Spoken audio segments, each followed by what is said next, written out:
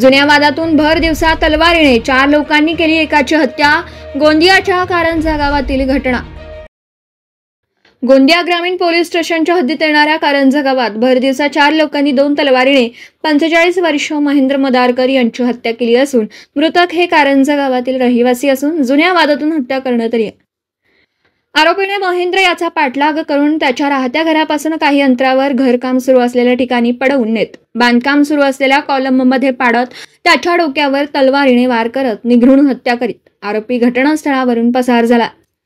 याची माहिती गोंदिया ग्रामीण पोलिसांना होताच पोलिसांनी घटनास्थळ गाठत मृतदेह ताब्यात घेत उत्तरीय तपासणीसाठी जिल्हा सामान्य रुग्णालयात पाठवला असून पडून गेलेल्या 4ही आरोपींचा शोध गोंदिया ग्रामीण पोलीस घेत आहेत।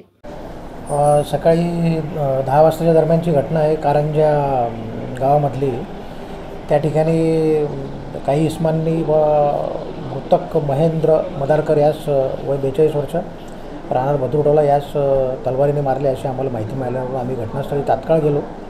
त्या ठिकाणी कारंजा येथे महेंद्र मदारकर याची त्या ठिकाणी तलवारीने मारहाण करून डोक्यावर मारून त्याला जखमी करून तो मृत अवस्थेत पडलेला होता।